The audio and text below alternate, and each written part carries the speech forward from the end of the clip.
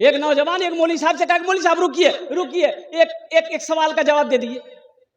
بولا کی سوال آج ہے تمہارا؟ بولا سن لیے، اگر سوال کا جواب صحیح نہیں دے پائے تو 500 روپیہ فائن لے لیں گے آپ سے۔ بولا کیوں تمہیں فائن لی بھی ہمارے سے؟ بولا اس لیے کہ آپ عالم نہ ہیں، پڑھا لکھا ہیں، 500 روپیہ فائن دینا ہوگا۔ تو حضرت نے مولانا صاحب نے کہا کہ بابو اگر ہم جواب نہیں دے پائیں گے تم ہی جواب دے دینا۔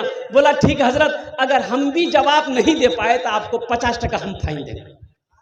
بولا کہا ہے ہم سے 500 روپیہ لے گا اور تم 50 ٹکا دے گا؟ یہ نوجوان بولا کہ شیخ آپ عالم ہیں، ہم جاہل ہیں، تو عالم اور جاہل میں مقابلہ تو نہیں ہے نا۔ تو شیخ نے کہا کہ ٹھیک ہے بتاؤ تمہارا سوال کیا ہے۔ تو یہ نوجوان نے سوال کیا کہ شیخ بتائیے وہ کون ایسی چڑیا ہے جو آسمان میں جب اڑتی ہے، بلندی پہ جب اڑتی ہے تو اس کا پیر جو ہے سر پہ آ جاتا ہے؟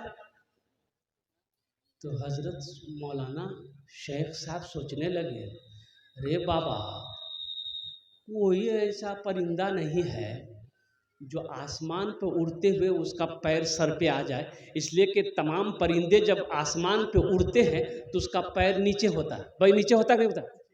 ارے بولو بھائی، بیلنس ہے، پیر بیلنس ہے۔ 1 گھنٹہ ہو گیا، پسینہ ہو گئے شیخ صاحب۔ بولے بابو ہم کو پتا نہیں ہے۔ بولا نکالیے 500 روپیہ۔ تو شیخ صاحب 500 روپیہ اس کو دے دیا کہ ٹھیک ہے لے لو۔ تو اب شیخ صاحب بولے بابو ہم تو نہیں بتا پائے، اب تم ہی بتا دو وہ کون ایسی چڑیا ہے۔ یہ نوجوان وہی 500 روپیہ میں سے 50 ٹکا دے دیا۔ بولا شیخ ہم کو بھی پتا نہیں وہ کون ایسی چڑیا ہے۔